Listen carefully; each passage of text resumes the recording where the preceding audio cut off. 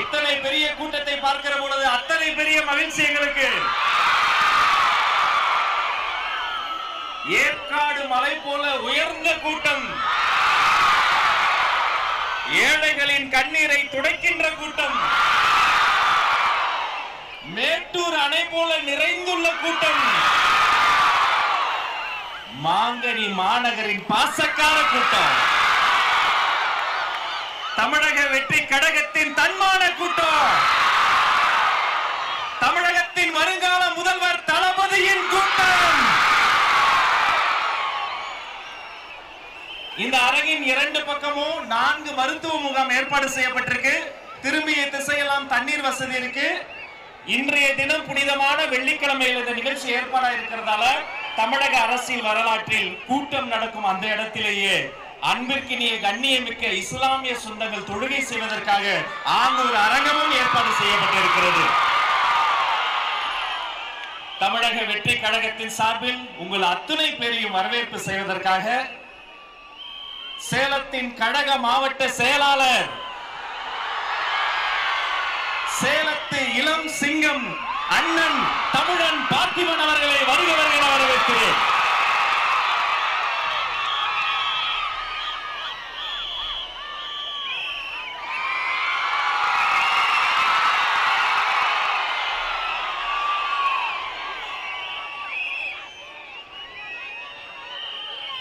முப்பது காலமாக தளபதியின் ஒத்த முகத்திற்காக தன் ரத்தத்தையும் வேர்வையையும் உழைப்பையும் சிந்தி இந்த தமிழக வெற்றி கழகம் உருவாக காரணமாக இருந்த மக்கள் இயக்க நிர்வாகிகளே, உங்களை வணங்குகிறேன்.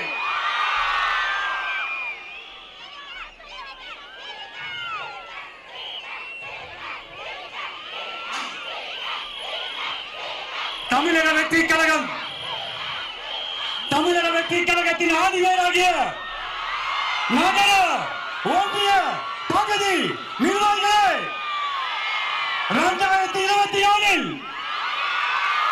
நம் கழக தலைவரை ஆட்சி பீடத்தில் அமர வைக்க இருக்கும் பூத் கமிட்டி நிர்வாகிகளே,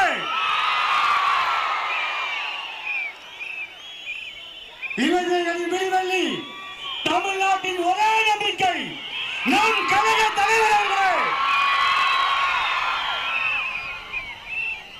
ஓயாமல் பணி செய்து ஒரு நிமிடம் கண் மூடினாலும் சாட்டையை சுழற்றி நம்மளை வேகப்படுத்தும் நமது தந்தைக்கு தந்தையாக, நண்பனுக்கு நண்பனாக, அண்ணனாக இருந்து வழிகாட்டி வழிநடத்தும் கழக பொதுச் செயலாளர் அவர்களே, மாநில நிர்வாகிகளே, இந்த நிகழ்ச்சியை எங்கள் சொல்லுக்கு கட்டுப்பட்டு வீட்டில் அமர்ந்து குடும்பத்தோடு பார்க்கும் கழக நிர்வாகிகளே, பொதுமக்களே, உறுப்பினர்களே, ரசிகர்களே, உங்களை பாடம் தொட்டு வணங்குகிறேன். வருக வருக வரவேற்கிறேன். 28 ஆண்டு காலமாக என் தளபதிக்காக இந்த சேலம் மாவட்டத்தில் 5000க்கும் மேற்பட்ட மக்கள் இயக்க பலகை திறந்து வைத்தோம். ரசிக மன்றமாக இருந்தோம். நம்மளுக்கு நற்பணி மன்றமாக மாற்றி மோடி கொடுத்தார். மக்கள் இயக்கமாக மாறியது. இன்று உலகமே திரும்பி பார்க்கும். அவர் ஒரு மொழி என்ன பேசுவார் என்று பார்க்கும். தமிழக வெற்றி கழகத்தை நமக்காக உருவாக்கி கொடுத்திருக்கிறார். எத்தனை நல பணிகள் சேலம் மாவட்டத்தில் 2011 மாபெரும் நலத்திட்ட உதவிகள் வழங்கினோம். நீங்கள் எல்லாம் சேர்ந்து வழங்கினோம். எத்தனாயிரம் ரத்த தான முகாம், வெளியில்லா விருந்தகம் சேலம் மாவட்டத்தில் 3 இடத்தில் சிறப்பாக நடைபெற்றுக் கொண்டிருக்கிறது. 5000 நாட்களை கடந்து நடந்து கொண்டிருக்கிறது. அரசு மோகன் குமாரமங்கலம் மருத்துவமனையில் இன்று வரை தமிழக வெற்றி கழகம் தான் சென்ற ஆண்டு கூட அதிக குருதிகான முகாமை ஏற்படுத்த விருது வாங்கியது. இதுபோல் உங்கள் ஒற்றுமையோடு இவ்வளவு பணிகளை செய்து கொண்டிருந்தோம். அப்படி செய்து கொண்டிருந்த காலத்தில் தான் தமிழக வெற்றி கழகம் உருவாகியது.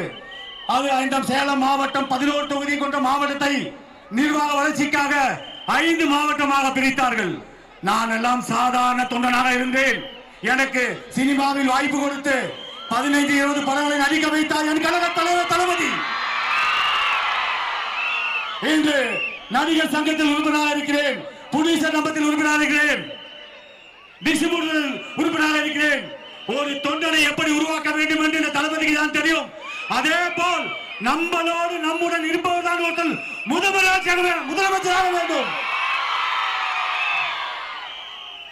அவங்களுக்கு அந்த கஷ்டம் தெரியும். தளபதி பெரிய கோடு ஆனா கோடி பரம்பரையிலிருந்து வந்தவர் அல்ல. கஷ்டங்களையும் அவமானங்களையும் அசைகளையும் பட்டுதான் இந்த நிலைக்கு இருக்கிறார். அப்படி பார்க்கும்போது உனக்கு என்ன தேவை, இந்த ஏழைகளுக்கு தேவை என்பதை அவரால் தான் யூகிக்க முடியும். அவரால் தான் முதலமைச்சராக இருக்க முடியும். நம்மில் ஒருவர் முதலமைச்சராக இருக்க வேண்டும். அப்படியெல்லாம் உழைத்து 5 மாவட்டங்களாக பிரிக்கும் பொழுது சீமான்கள் பணக்காரர்கள் கோடி கோடியாக கொட்டிக்கிறேன் என்று சொல்லும் போதும் என் கழக தலைவரும் தளபதி அவர்களும் என்னை மாவட்ட செயலராக்கினார். என்னுடன் இணைந்து 4 பேர் வசதியே இல்லாத அவர்களை ஒரு இமை பரிதும் யோசிக்காமல் கழக தலைவரும் பொதுச் செயலரும் மாவட்ட செயலராக்குகிறார். இன்று சேலம் மாவட்டத்தில் 5 பேர் இருக்கிறோம். அதே மாதிரி ஒன்று சொல்லிக் கொள்கிறேன், வருகின்ற சட்டமன்ற தேர்தலில் இதுவரை இல்லாத வரலாற்றில் நிகழாத நிகழ்வுகள் ஏழை எளியோர் அத்தனை பேரும் எம்எல்ஏ ஆக்க முடியும். அப்படிதான் உருவாகியது சேலம் மாவட்டத்தில் இந்த தமிழக வெற்றி கழகம். எவ்வளவு உதவிகள், எத்தனை கைம்பெண்களுக்கு தையல் மிஷின்கள், எத்தனை நலத்திட்ட உதவிகள். நன்றி. காலதாமதம் அண்ணவர் அவர் எல்லாம் அவர் தளபதிக்கே சிக்னல் காட்டுறவரு, எனக்கு சிக்னல் காட்டணும் பயந்துட்டேன். எத்தனை உழைப்புகள் உங்க எல்லாத்துக்குமே தெரியும். ஒவ்வொரு இடத்துலயும் ஒரு மன்றத்தை திறக்கும் போது எத்தனை பிரச்சனைகள் அந்த காலத்துல. இப்பயாவது 4-வே ட்ராக் இருக்கு, ரோடு இருக்கு. இந்த 5000 மன்றங்கள் திறக்கத்துக்குள்ளையும் என் மக்கள் இயக்கத்தின் நிர்வாகிகள் எவ்வளவு பேர் கஷ்டப்பட்டிருக்கான். இன்னைக்கு சொல்றாங்க பத்தியா, அரசியல் உங்களுக்கு என்ன தெரியும் சொல்றாங்களே. இன்னைக்கு சொல்லுகிறேன், இந்த 30 ஆண்டு காலமாக இந்த 5000 மன்றத்தை திறந்து விட்டு ஒரு மன்றம் திறக்க வேண்டும் என்றால் ஒரு இடத்துல திறக்கணும்னா எதிர்கட்சி ஆளுங்கட்சி அத்தனை பேர்த்துக்கிட்டையும் பிரச்சனை பண்ண அந்த மன்றம் திறந்தான். 30 ஆண்டு காலமாக ஆளும் கட்சியும் பார்த்து விட்டோம், எதிர்கட்சியும் பார்த்து விட்டோம். இன்று எதிர்கட்சியாக இருக்கிறோம். 2026 முதலமைச்சராகுவார். கழக தோழர்களே, உங்களுக்கெல்லாம் ஒன்றே ஒன்று சொல்லிக் கொள்கிறேன், உங்களிடம் இருக்கும் தாழ்வு மனப்பானை தூக்கி எறியுங்கள். எந்த வகையிலும் மாற்று கட்சியை சேர்ந்த ஒன்றிய நகர பகுதி செயலாளர்களை விட நீ கீழே இருக்கவன் இல்ல, அவர்களை விட நீ மேலே இருப்பவன். அந்த காலத்திலேயே எதையும் எதிர்பார்க்காமல் தளபதிக்காக நீ ரத்தத்தையும் சிந்தினான், உழைப்பையும் கொடுத்தாய். அவருக்காக அரசியலுக்கு வருவாரா வரமாட்டாருன்னு தெரியாது. அவர் ஒத்த முகத்துக்காக தான் நீ அவ்வளவு செஞ்ச. இன்னைக்குதான் அரசியல் வந்திருக்காரு, எதிர்பார்த்து செஞ்சியோ? அப்படி பார்க்கும்போது நீ பக்கத்து வீட்டுல ஒரு வார்டு கவுன்சிலர் பார்த்தாவே எவ்வளவு சந்தோஷப்படுற. வருங்காலத்தில் நீங்க இருக்க அத்தனை பேரும் அரசு அதிகாரத்தை பகிர்ந்து கொடுப்போம். தளபதி முதலமைச்சர் ஆவார். உங்கள் எல்லாத்துக்கும் சொல்றேன், உழைச்சவர் அத்தனை பேரும் அரசு அதிகாரத்தை பகிர்ந்து கொடுப்போம். அதே மாதிரி ஒன்னே ஒன்று சொல்லிக்கிறேன், 234 தொகுதியிலும் தளபதி மூளை முடுக்கெல்லாம் வர வேண்டும் என்றால் நமது ஆட்சி நடக்க வேண்டும். காவல்துறையினர் இப்ப பாருங்க எவ்வளவு டிமாண்ட், 51 கண்டிஷன் போடுறாங்க. இந்த கண்டிஷனை ஆளுங்கட்சிக்கு போறதுக்கு திறமை இருக்காங்க, உங்களுக்கு சொல்லுங்க பார்க்கலாம். ஆளும் கட்சி மாநாட்டில் கூட இத்தனை ஆம்புலன்ஸ் வண்டி இல்ல, இத்தனை மருத்துவர் இல்ல, டாய்லெட் பாத்ரூம் குடிநீர் அவ்வளவு ஏற்பாடு பண்ணிருக்கோம். எல்லா கட்சிக்கும் முன் உதாரணமா செஞ்சிருக்கோம். நன்றி, வணக்கம். நன்றி. வரவேற்புரையே இவ்வளவு வேகமா இருந்தா நிறைய பேர் நிறைய கனவு காண்றாங்க. வேலையே செய்ய மாட்டவங்க எல்லாம் நிறைய பேரு நீங்க போடுற இந்த 1000, 2000, 5000 கணக்கையெல்லாம் மக்கள் வாங்கி அவங்க பணம் உள்ள வச்சுக்கிட்டு 5 ரூபா விசிலுக்கு ஓட்ட போட்டு கோடிக்கணக்கான வாக்குகளை கொடுக்க போறாங்க. இந்த தருணம் அந்த தருணம். தர்மத்தாயின் தவப்புதல்வர் மாங்கனி மாநகருக்கு உங்கள் இதயக்கனி வருகிறார். கோட்டை மாரியம்மன் ஆட்சியோடு கோட்டையாக்கி வருகிறார்.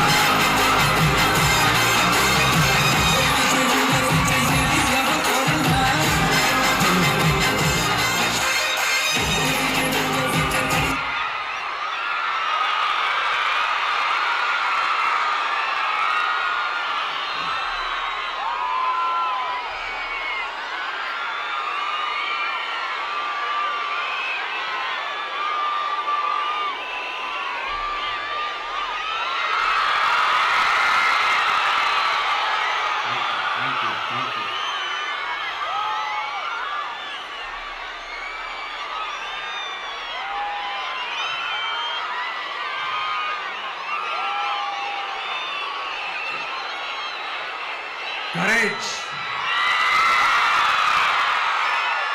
கரேஜ் தான் எல்லாத்துக்குமே ஒரு பேஸ். கரேஜ் தான் எல்லாத்துக்குமே ஒரு பவர். அப்படிப்பட்ட அந்த பவர் எதிலிருந்து ஆரம்பிக்கிறது தெரியுமா?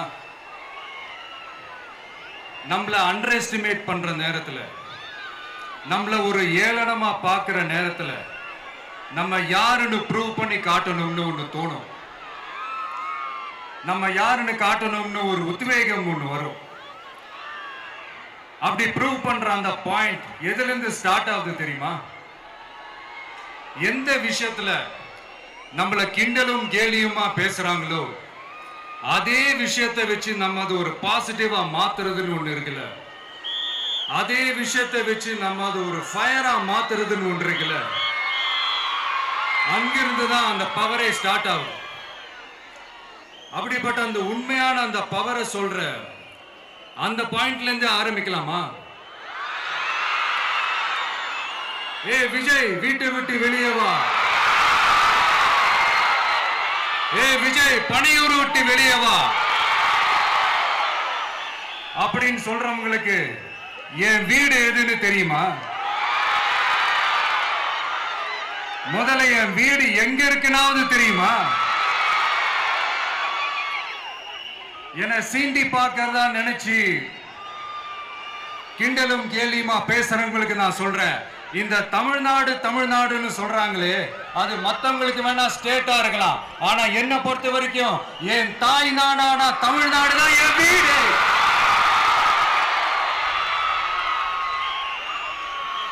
என் வீட்டுல மொத்தம் எத்தனை பேர் இருக்காங்க தெரியுமா? 8 கோடி பேர் இருக்காங்க.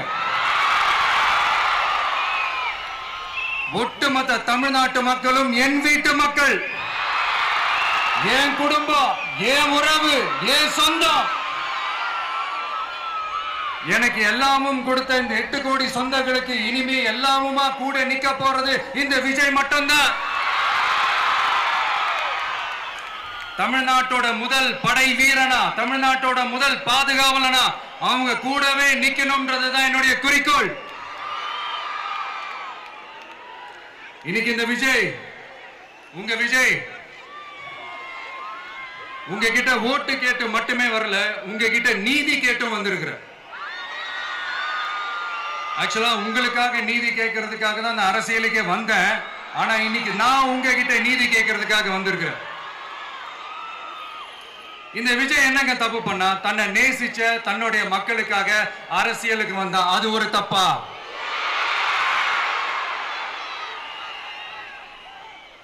எல்லாத்தையும் ஒதுக்கி தள்ளிட்டு மக்களுக்காக மட்டுமே வந்த அது ஒரு தப்பா? இந்த மத்த கட்சிகளுக்கெல்லாம் மாநாடு நடத்துறதுக்கோ பொதுக்கூட்டம் நடத்துறதுக்கோ இல்ல ஹால் ஃபங்க்ஷன்ஸ் நடத்துறதுக்கோ பர்மிஷன் கொடுப்பாங்க, இடம் கொடுப்பாங்க. ஆனா நமக்கு மட்டும் இடம் கொடுக்க மாட்டாங்க, கொடுக்கவும் விட மாட்டாங்க. இது என்னங்க நியாயம்? நான் போய் மக்களை சந்திக்கிறதுக்கோ இல்ல மக்கள் வந்து என்ன சந்திக்கிறதுக்கோ ஒரு உரிய இடமோ இல்ல உரிய பாதுகாப்போ மத்த கட்சிகளுக்கு எல்லாம் கொடுப்பாங்க. ஆனா எனக்கு கொடுக்க மாட்டாங்க, கொடுக்கவும் விட மாட்டாங்க. இது என்னங்க நியாயம்? இந்த SOPs சொல்லுவாங்க, அதனுடைய ஃபுல் ஃபார்ம் வந்து ஸ்டாண்டர்ட் ஆபரேட்டிங் ப்ரொசீஜர். ஆனா எனக்கு மட்டும் அது ஸ்டாலின் சார் ஆபரேட்டிங் ப்ரொசீஜர். இது என்னங்க நியாயம்?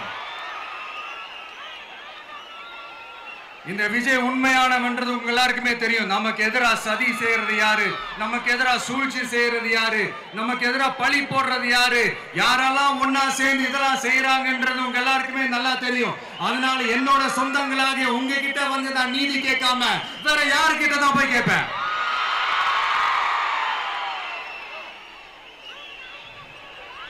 செல்ஃபே எடுக்காத ஒரு கூட்டணி கணக்கு,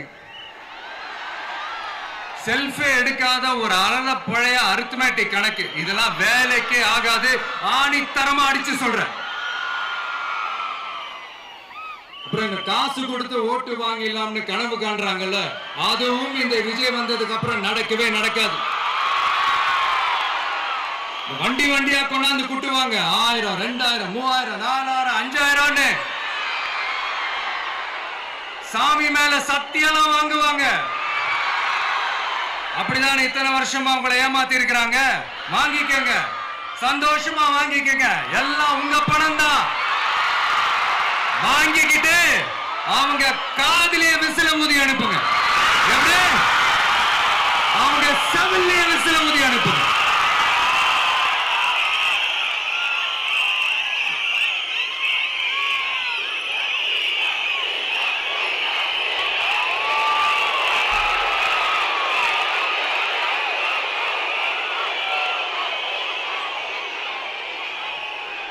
அடுத்து நம்மளுடைய ஜென்சி அடுத்த இளம் தலைமுறையினருக்கும் ஒன்று நான் சொல்லணும்னு நினைக்கிறேன். இந்த பணத்தை கொடுத்து ஏமாத்தி ஓட்டு வாங்குற அந்த கலாச்சாரம் ஒழியணும். பணத்தை கொடுத்து ஏமாத்தினா ஏமாறுவீங்க. உங்களை தான் கேட்கிறேன், பணத்தை கொடுத்து ஏமாத்தினா ஏமாறுவீங்க? எல்லாரும் கொஞ்சம் கை இப்படி வைங்களேன் எனக்காக. நான் சொல்றதை கொஞ்சம் ரிப்பீட் பண்ணுங்க. எங்க ஓட்டு எங்க உரிமை. எங்களை யாரும் விலைக்கு வாங்க முடியாது. எங்கள் ஓட்டு விசில் சின்னத்துக்கு தான். வேற யாரையும் நம்பி ஏமாற மாட்டோம். தேங்க்யூ. கேட்டுச்சா சார்? இனிமே நீங்க கொள்ளையடிச்சு வச்சிருக்கிற பணம் எல்லாம் வேஸ்டா போகுது. குப்பையில தான் தூக்கி போடணும். உங்களுடைய இந்த ஊழல் ஆட்சியும் மக்கள் குப்பையில தான் தூக்கி போட போறாங்க. அடுத்து ஒவ்வொரு வீட்டில் இருக்கிற என்னுடைய குட்டி நண்பா நண்பீஸுக்கும் நான் சொல்லணும்னு நினைக்கிறேன். வீட்டில் டிவியில உட்கார்ந்து இந்த பிரச்சார மீட்டிங்லாம் பார்த்துட்டு இருப்பீங்க. உங்களையும் உங்களுடைய ஃபியூச்சரையும் மைண்ட்ல வச்சுக்கிட்டு தான் நாம அரசியலுக்கே வந்திருக்கிறோம். அதனால எனக்காக நீங்க ஒண்ணு செய்யணும். தொடர்ந்து செஞ்சுக்கிட்டு தான் இருக்கிறீங்க. நான் நிறைய கியூட்டான வீடியோஸ்லாம் நான் பார்க்கிறேன். லைக் உங்க அம்மா அப்பா கிட்ட மைக்க நீட்டி யாருக்கு ஓட்டு போடுவீங்கன்னு கேட்டா பின்னாடி இருந்த அந்த பையன், அம்மா விஜய்னு சொல்லுவா, அப்பா விஜய்னு சொல்லுப்பா அப்படின்னு நிறைய அந்த கியூட்டான வீடியோஸ்லாம் பார்க்கிறேன். அதை தொடர்ந்து தயவு செஞ்சு அதை தொடர்ந்து கண்டினியூ பண்ணுங்க. உங்க வீட்டில் இருக்கிற உங்களுடைய அப்பா அம்மா தாத்தா பாட்டி பெரியப்பா பெரியப்பா சித்தி சித்தப்பா அத்தை மாமா ஓட்டு போடுற வயசுல இருக்கிற அண்ணன் அக்கா எல்லாரையும் விசில் சின்னத்துக்கு ஓட்டு போட சொல்லுங்க. விசில் சின்னத்துக்கு ஓட்டு போட வைங்க.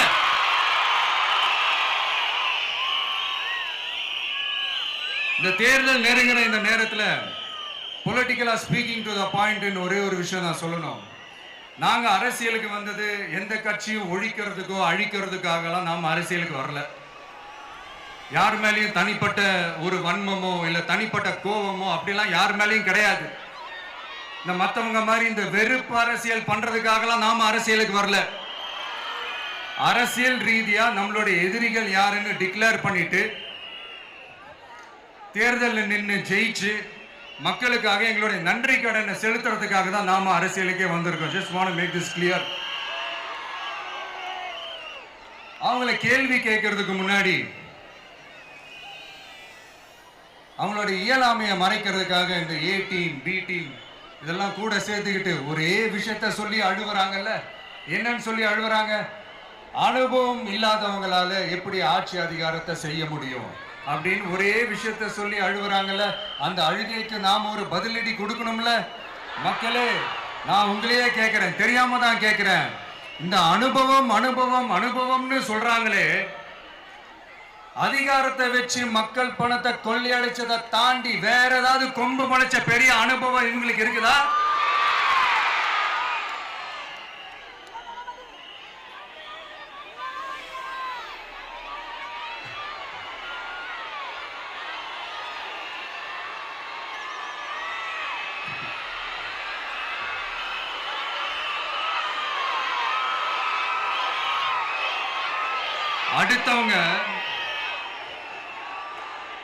அடுத்தவங்க ஆரம்பிச்ச அரசியல் கட்சியில, அடுத்தவங்களுடைய அட்ரஸ்ல அரசியல்வாதிகளா இருந்துட்டு இருக்கிற இவங்க எல்லாருக்கும் ஒரு சவால்.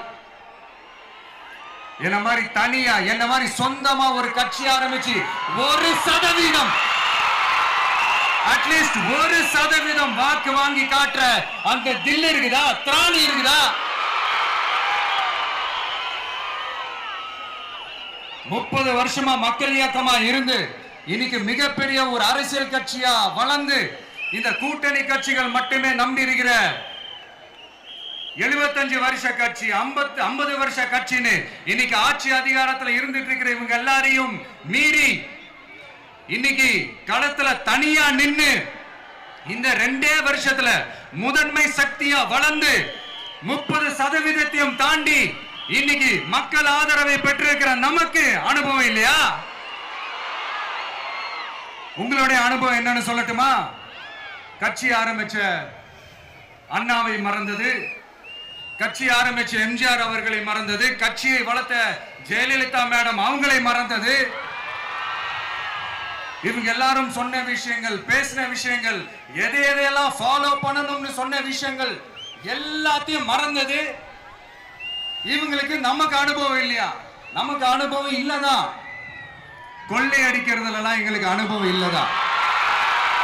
அதெல்லாம் எங்களுக்கு சுட்டு போட்டாலும் வராது. இந்த கொள்கையை பேருக்கு மட்டும் வச்சுக்கிட்டு நேரடியா சரண்டர் ஆகிறது, மறைமுகமா சரண்டர் ஆகிறது, இந்த மாதிரி அனுபவம் நமக்கு இல்லதான். அதுவும் நமக்கு சுட்டு போட்டாலும் வராது. மக்களை நேசிக்கிற நல்ல குணம் இருந்தா போதும்யா. நல்ல சூப்பரான ஒரு நல்லாட்சி கொடுக்கலாம். நல்லாட்சி கொடுக்கிறதுக்கு மெத்த படிச்ச மேதாவிகளா இருக்கணும்லாம் ஒன்னும் அவசியம் இல்ல. காமராஜர் அவர்கள் மாதிரியோ, எம்ஜிஆர் அவர்கள் மாதிரியோ மக்கள் சக்தியின் துணையால, மக்கள் மேல அக்கறையா இருக்கக்கூடிய நல்ல அதிகாரிகளின் துணையால சூப்பரான ஒரு நல்லாட்சி என்னால கொடுக்க முடியும், செஞ்சு காட்டுறேன்.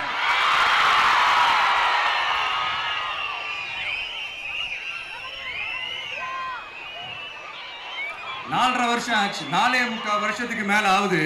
இப்போ ஒவ்வொரு வீட்டு கதவையா தட்டி உங்கள் கனவுகளை சொல்லுங்கள், உங்கள் கனவுகளை சொல்லுங்கள், நாங்கள் அதை நிறைவேற்றி காட்டுறோம். இல்ல, ஸ்டாலின் சாருக்கு மக்கள் சார்பா ஒரு கேள்வி. மக்களுடைய கனவு என்னன்னு உங்களுக்கு தெரியுமா சார்?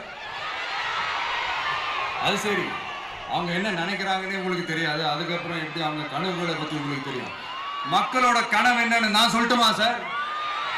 2019, 2021, 2024 இந்த 3 தேர்தலையும் மக்கள் உங்களுக்கு வாக்களிச்சதுக்கு காரணம் நீங்க மக்களுக்கு ஏதாவது நல்லது செய்வீங்கன்னு நம்பிதான். ஆனா நீங்க மக்களுக்கு கொடுத்த பரிசு மக்களுக்கு பாதுகாப்பே இல்லாத மக்கள் விரோத ஆட்சி. அந்த மக்கள் விரோத ஆட்சியை அகற்றிட்டு அந்த இடத்தில் தமிழக வெற்றி கழகத்தை ஆட்சி பீடத்தில் அமைக்கணும் அப்படின்றதுதான் மக்களுடைய ஒரே கனவு. இந்த மக்கள் விரோத திமுக அரசை நிலைக்க கூடாது அப்படின்றதுதான் மக்களுடைய ஒரே கனவு. 100% தூய சக்தி டிவிக்கு ஆட்சி அமைக்கும். அதுல உங்களுடைய கனவுகள், உங்களுடைய ட்ரீம்ஸ் எல்லாமே ஃபுல்ஃபில் ஆகும், நிஜமாகும்.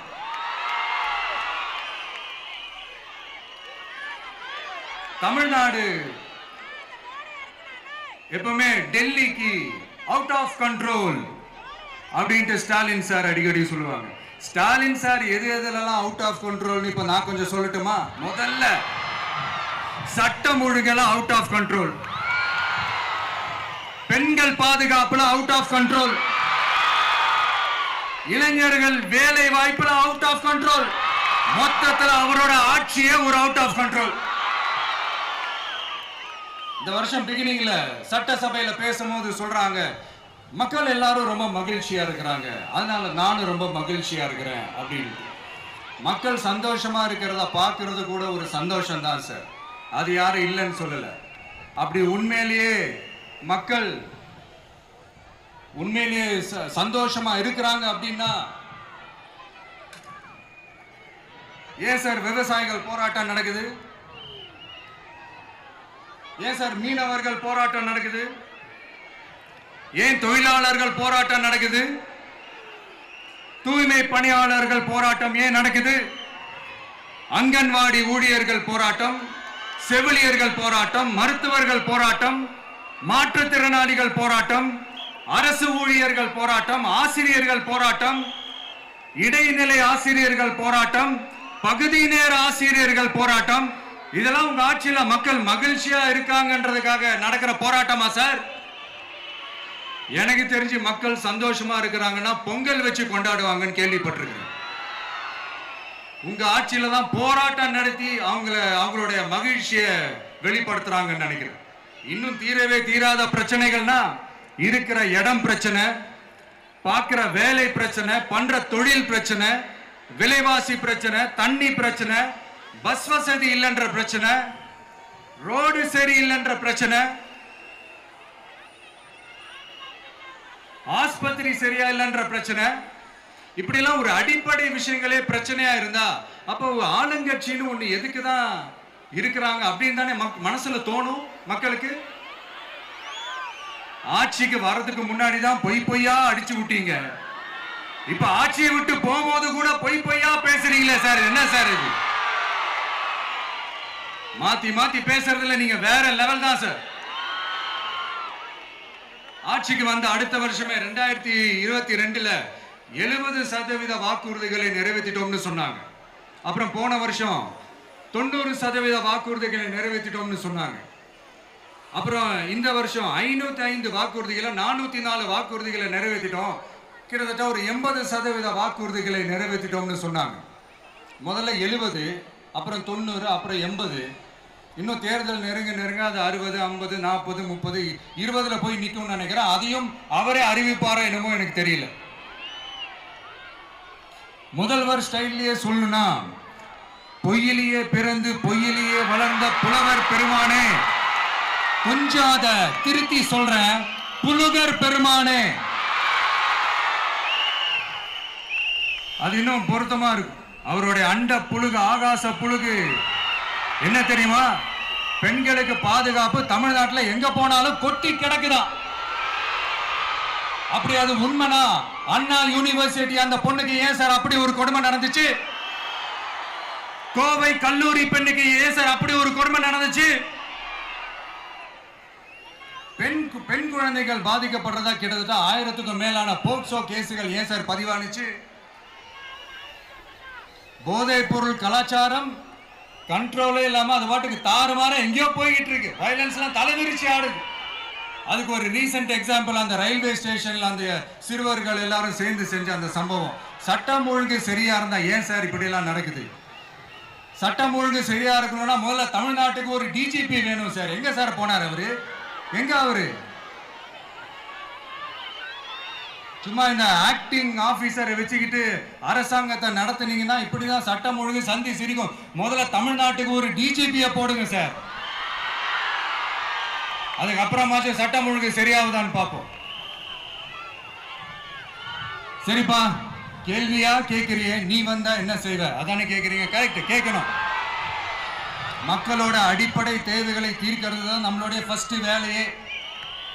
அதை தீர்க்கிறதுக்கான அந்த தேடி போறது, அதோட சொல்யூஷனை தேடி போறது தான் நம்மளுடைய ஃபர்ஸ்ட் அஜெண்டாவே. கொஞ்சம் வெயிட் பண்ணுங்க, தேர்தல் அறிக்கை ரெடி ஆயிட்டு இருக்கு. தெளிவான ஒரு தேர்தல் அறிக்கையாவது வரும்.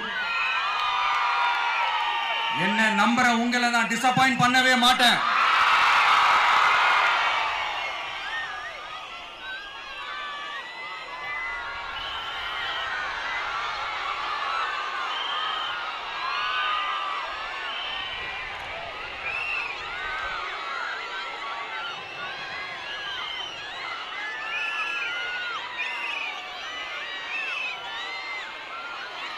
இந்த சும்மா ஆட்சிக்கு வரணும்ன்றதுக்காக இந்த நடைமுறைக்கு சாத்தியமே இல்லாத இந்த மாதிரி விஷயங்கள் எல்லாம், வாக்குறுதிகளை நான் என்னைக்குமே கொடுக்கவே மாட்டேன். அதே மாதிரி ஆட்சிக்கு வந்ததுக்கு அப்புறம் கூட அவங்க அது தரல, இவங்க இது தரல அப்படின்லாம் பம்மிக்கிட்டு இல்லாம உங்களுக்காக எந்த எக்ஸ்ட்ரீமுக்கும் போய் நான் போராடவும் தயாரா இருக்கிறேன். அதனால நான் மறுபடியும் இதை நான் ரிப்பீட் பண்றேன். இவ்வளவு நாள் இதை நான் மட்டும் தான் சொல்லிக்கிட்டு இருந்தேன். இப்ப களமே சொல்லுது, ரெண்டே ரெண்டு பேருக்கு நடுவுல தான் போட்டியே.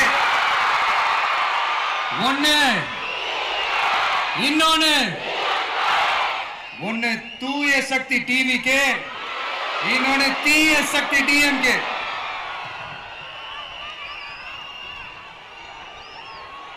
இப்ப நம்ம இந்த எலெக்ஷன் விஷயத்துக்கு வருவோம். விஜய் என்னப்பா இவரை மட்டும் தான் எதிர்க்கிறாரு, இவங்களை எதிர்க்க மாட்டேன்றாரு, அவங்கள பத்தி எதுவுமே சொல்ல மாட்டேங்கிறாரு. இல்ல நான் கேட்கிறேன், இது யாருக்கான எலெக்ஷன்? தமிழ்நாடு சட்டசபைக்கான ஒரு தேர்தல். இப்ப இங்க யார் ஆட்சியில் இருக்கிறா? யாரு பொய்யா வாக்குறுதிகளை கொடுத்து மக்களை ஏமாத்துறது? யாரு மக்கள் விரோத ஆட்சியை நடத்துறது? அப்ப இங்க யாரை அகற்றணும்?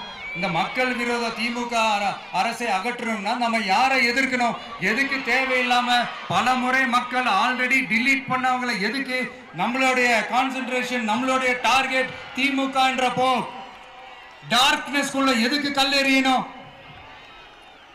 இங்க மக்களை விரும்புற விஜய் வேணுமா, இல்ல மக்கள் விரோத ஆட்சி நடத்துற ஸ்டாலின் சார் வேணுமா? அவ்வளவுதான் இந்த தேர்தலே. இதுக்கு நடுவுல வேற யாருமே கிடையாது. புரியுதுங்களா உங்களுக்கு? என் நெஞ்சில் குடியிருக்கும் சேலம் மக்களே,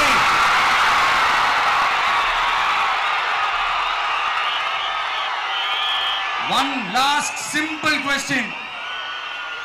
விஜய் நம்புறீங்களா, ஸ்டாலின் சாரை நம்புறீங்களா? அவ்வளவுதான், முடிஞ்சு போச்சு. கதம். போர் முழக்கம் உங்களை ஒரு நிமிஷம் கூட தூங்க விடாது. இந்த போன லாஸ்ட் வீக் இந்த டிஎன்பிஎஸ்சி இந்த எக்ஸாம்ஸ், இந்த குரூப் 2 எக்ஸாம்ஸ் அதை அனௌன்ஸ் பண்ணிட்டு உடனே அதை கேன்சல் பண்ணிட்டாங்க. இது உலகத்துக்கு எல்லாருக்கும் தெரியும். கேன்சல் பண்ணிட்டு ரொம்ப சிம்பிளா டெக்னாலஜி ஏதோ சம் ஃபால்ட், டெக்னிக்கல் ஃபால்ட் அப்படின்னு சொல்லி அதை கடந்து போயிட்டாங்க. இத்தனை வருஷமா ராத்திரி பகலமா கஷ்டப்பட்டு படிச்சு எப்படியாவது நமக்கு அந்த வேலை கிடைக்காதான்னு அந்த எக்ஸாம்ஸை ஃபேஸ் பண்ண வந்த நம்மளுடைய தம்பி தங்கைகள் எவ்வளவு ஒரு மன உளைச்சலுக்கு ஆளாயிருப்பாங்க. அதை யாராவது யோசிச்சு பார்த்தீங்களா? ஒரு எக்ஸாம்ஸை ஒழுங்கா நடத்த தெரியல, இதுல உலக நாடுகளோட போட்டி போடுறாங்களாம். நம்மளுடைய தம்பி தங்கைகள் நம்ம அம்மா அப்பா கிட்ட சொல்லுங்க, யாரும் தைரியம், எல்லாரும் தைரியமா இருங்க. வரப்போறது உங்க ஆட்சி, நம்ம ஆட்சி.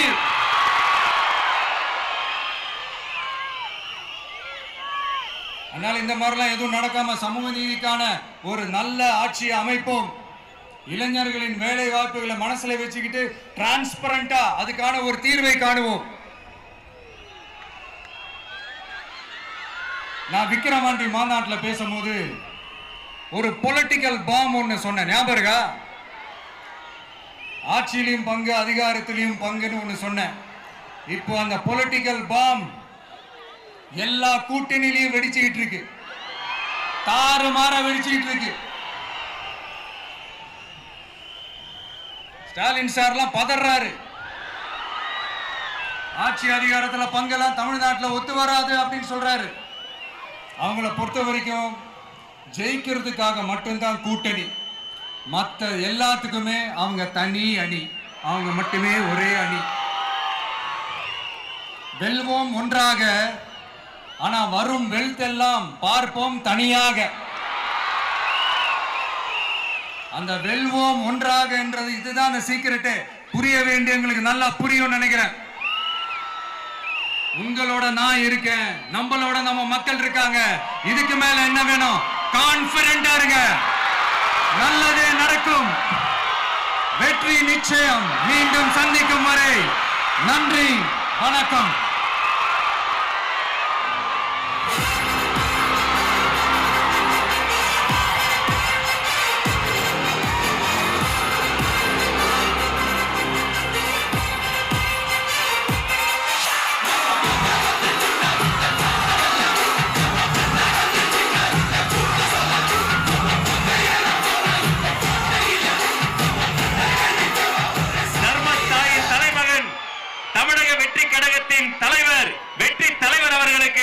சேலம் கழக மாவட்ட செயலாளர்கள் உங்கள் சார்பில் நிறைவு பரிசு வழங்க மேடைக்கு வருகிறார்கள்.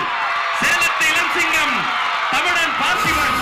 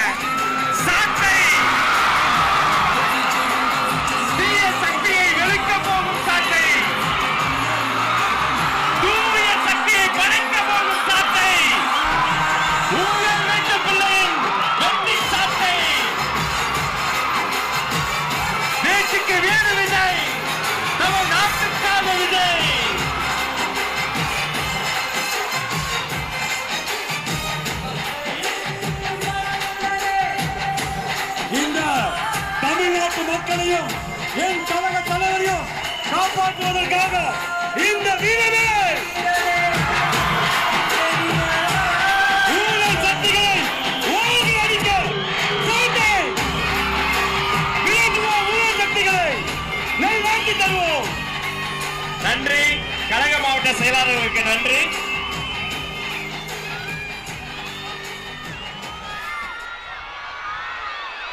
மாவட்ட செயலாளர்களுக்கு நன்றி. தமிழக வெற்றி கழகத்தின் கொள்கை பொதுச் செயலாளர் டாக்டர் கேஜி அருண்ராஜ் ஐஆர்எஸ் அவர்கள் மாங்கனி மாநகரில் வெற்றி செங்கோலை பரிசாக தருகிறார்.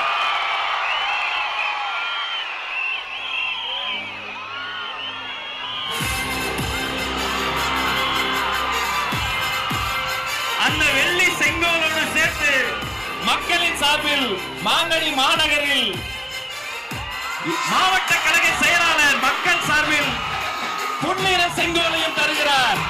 இரட்டை செங்கோல், இரட்டை போர் யானை போல் இரட்டை செங்கோல்.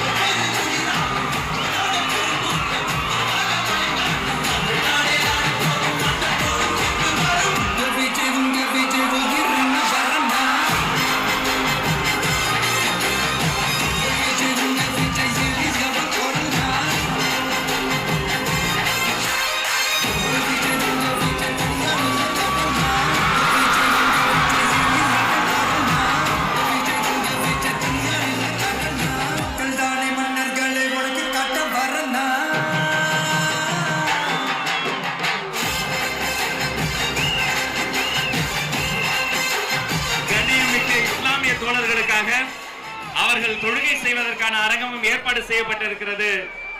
இத்தனை நேரம் பொறுமை காத்து எங்களோடு இணைந்திருந்த அத்தனை சொந்தங்களுக்கும் நன்றி. நன்றி. வெற்றி. வணக்கம்.